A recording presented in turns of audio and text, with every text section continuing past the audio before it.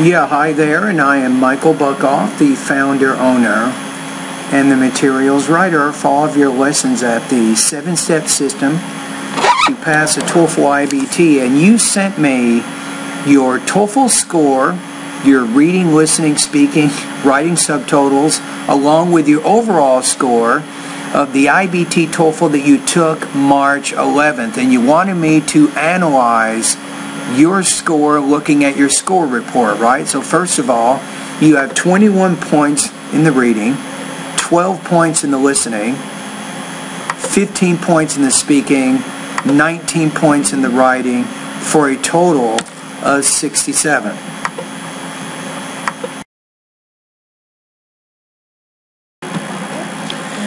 Alright, and looking at your score report here, you're right at the top end of intermediate level in your reading, so 15 to 21 points.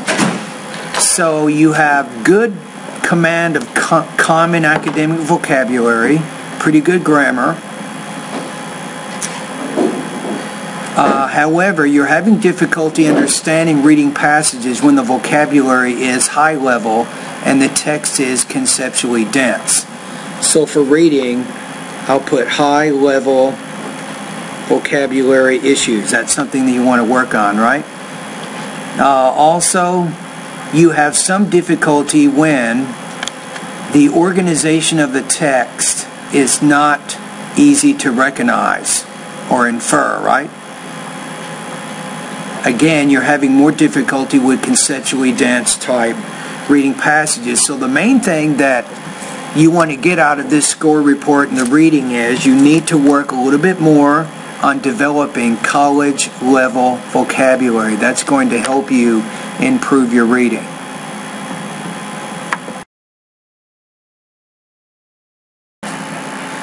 Alright, let's take a look at the listening section here. So it says test takers who receive a score at the low level, as you did, you understand main ideas with some important details, but you have difficulty understanding the lectures and conversations that involve abstract or complex ideas and recognizing the relationship between these ideas. It says that test takers also may not understand sections of lectures and conversations that contain difficult vocabulary or complex grammar structures. So we're seeing a pattern. You're having some problems with your higher level vocabulary in your reading, and you're also having that difficulty in the listening passages, right? It says here, you understand main ideas when they're stated explicitly or marked as important, but may have difficulty understanding main ideas if they're not stated explicitly. That means if somebody says most importantly, blah, blah, blah, you know that's an important idea. But if they don't mark it as being important, that's where you're having more trouble. It says understand important details when they're stated explicitly or marked as important, but you have difficulty understanding details if they're not repeated or clearly marked as important. If they're conveyed over several exchanges among different speakers. So you're having trouble following the conversation and getting some of those important ideas. It says understand ways speakers use language to emphasize a point or disagreement, but generally only when the information is related to the central theme or is clearly marked as important. The next one, make connections between ideas, particularly if the ideas are not related to a central theme and are repeated. So what does this tell you? So some of the higher level of vocabulary is continuing to cause you some difficulties with both reading and listening, and you're having trouble following conversations and lectures, especially when things are not obviously stated. That's what that's telling me here.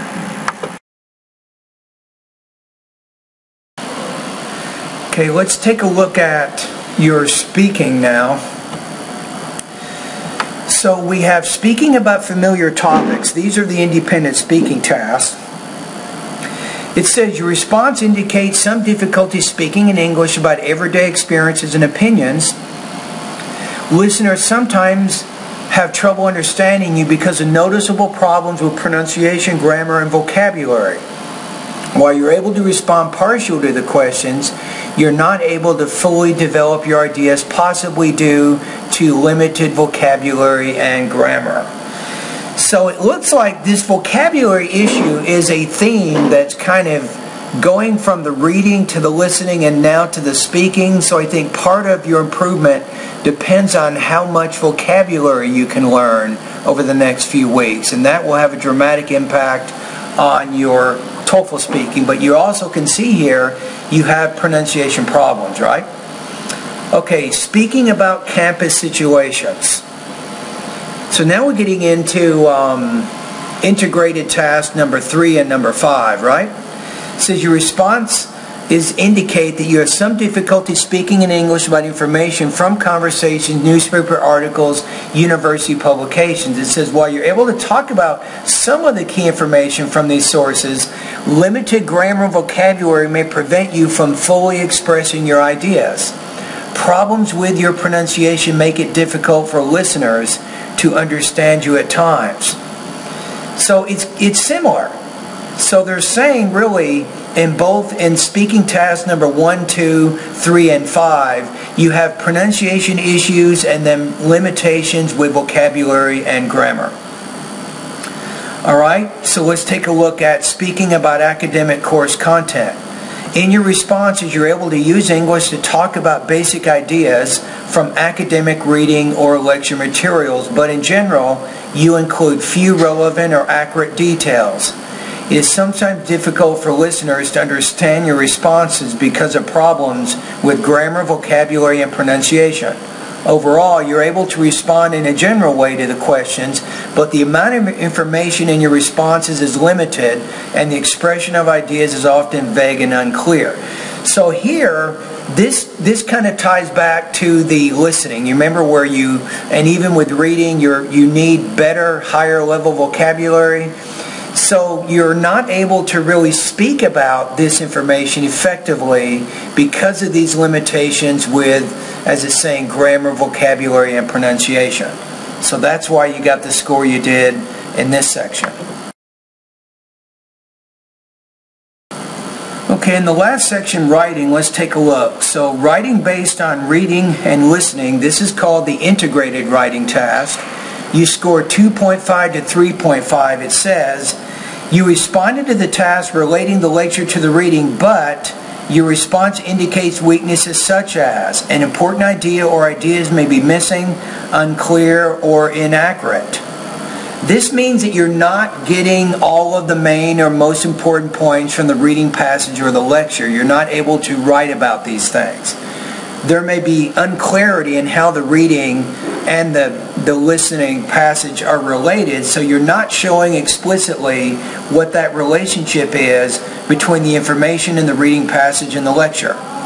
Also, grammatical mistakes or vague, incorrect use of words may make the writing difficult to understand. So, again, the vocabulary continues to manifest itself in the different areas of the TOEFL exam for you.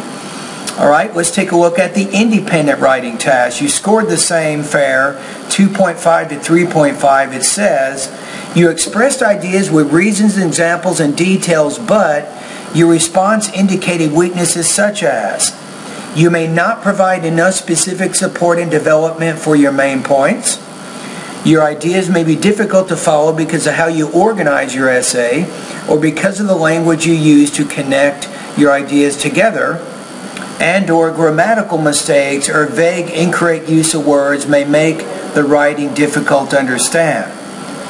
So these are some of the issues that you have right now.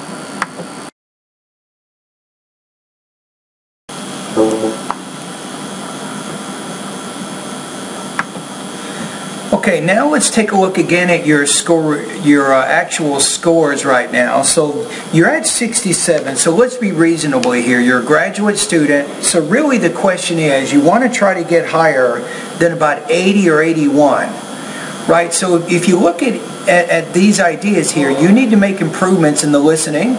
You need about 8 or 9 points higher here.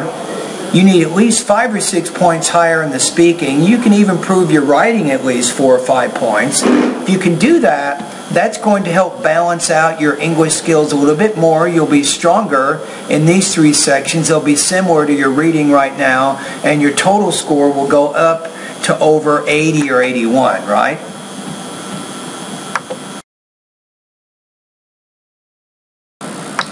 Okay, so I'm going to give you a study plan right now. So to go from 67 to say 81, I think there are some things that you can do that will have an impact on helping you achieve this goal, right?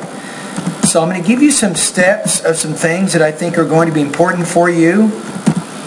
And remember, my recommendation right now is, in order for you to achieve this result, you want to take maybe 2 or 3 hours every day for the next maybe 3 months or so, and that probably will give you the time and the practice and then the improvement that you need to reach your goal. So first of all, I know that you're already doing this, but keep reading every day. I'm going to say for about 30 minutes. Your reading is already pretty good, but you still need practice reading.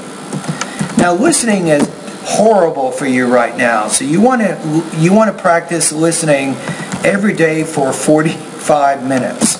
Now, the first website I'm going to recommend for you is this one. And this is free, Randall Cyber Listening Lab. Do that website first. And then you can do National Public Radio,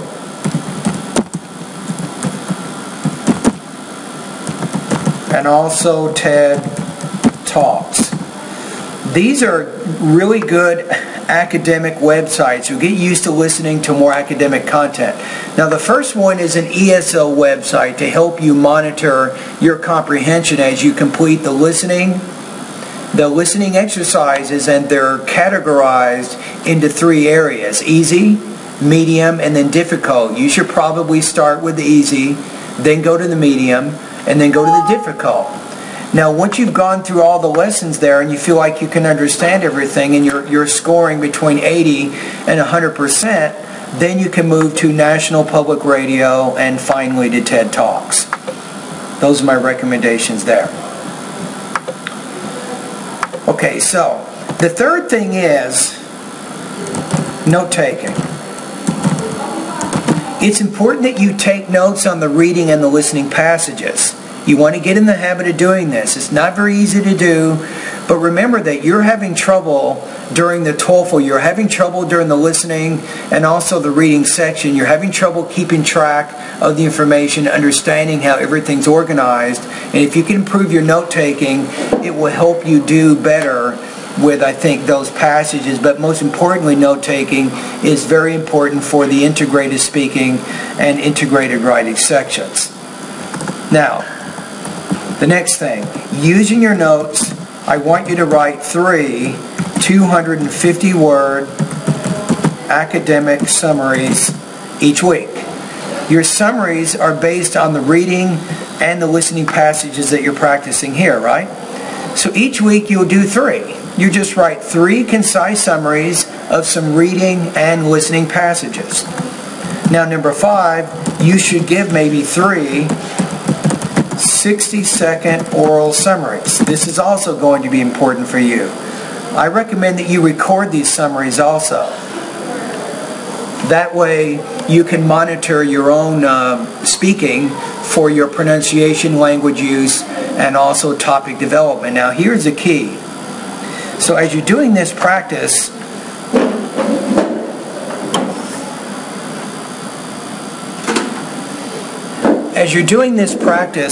you want to make sure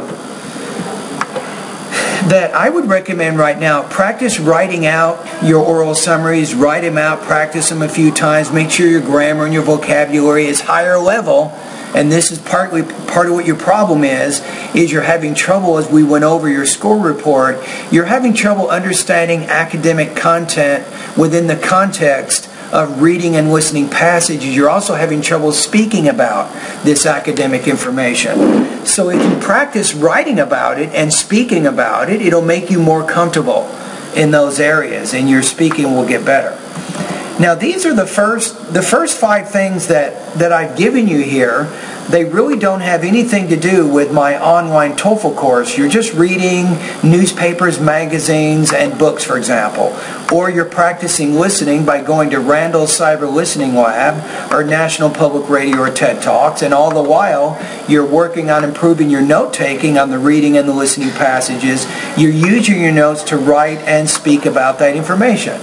So these are the first 5 things that you want to be doing. Now the next part of the video, I want to go over some things that you can do in my online TOEFL course. Okay, so the first thing in my online TOEFL course, here's what you want to do. You want to focus on the vocabulary, pronunciation, and the grammar parts of my course. This is probably the most important thing you can do in my online TOEFL course. As you remember, when we went over your score report and we looked at the reading, we looked at the listening, speaking, writing, you definitely have vocabulary and grammar limitations. And these limitations are preventing you from fully understanding what you're reading, listening, even when you're speaking or writing. Is getting in the way of all those areas. So you want to go through these first 3 sections of my course. This will probably take you 1 or 2 months just to do that. But you really need to do that. That is the most important focus for you. Build your vocabulary. That means in the vocabulary section, you want to focus a lot on vocabulary lesson number 4, number 5, and number 6, because that helps you learn college level vocabulary. And that'll make it easier for you to understand academic content.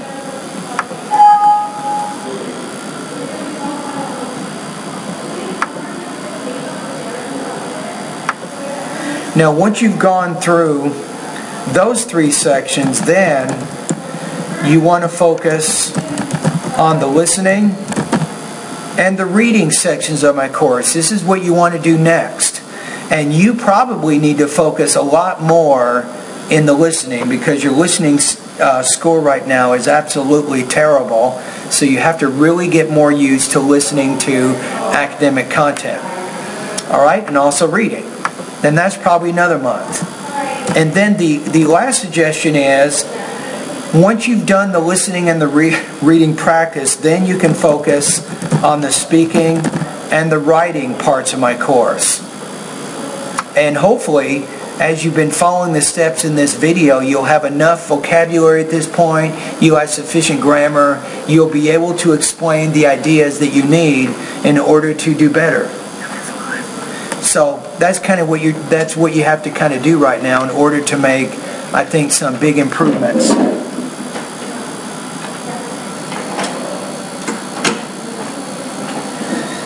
Those are really my 8 steps there. So finally, the last thing you can do is, when you're ready, if you want to mark your progress, you can take a full-length iBT TOEFL practice test. You can do that. If you go to my website, go to the 8th section of my course, and it'll give you a link to ScoreNexus. And ScoreNexus is a website that will offer you some practice. You can take a 5-hour TOEFL iBT practice test, right? Afterwards, you'll get scores in the reading, listening, speaking, and writing sections. You'll get an overall score along with your subtotals, and then you can see where you are. Maybe you can do this in about 90 days. So then the question is, how much better are you than 67? If you're pretty close to 80, like 80 or 81, that's telling you that now you're ready. If your goal is around 80 or 81, that means you're ready to take the TOEFL iBT exam. Alright, and that's pretty much it. So at the conclusion of this video, I did analysis of your TOEFL iBT score report. I gave you some suggestions of things that you can do to improve your TOEFL from 67 to 81. My best guess, you're probably looking at maybe 3 to 5 months, I think, to reach that goal, if you're studying about 2 to 3 hours every day, every week, every month for the next few months. you will be able to make that progress. All right, anyway, thank you and good luck to you, and all the best to your high-scoring TOEFL success.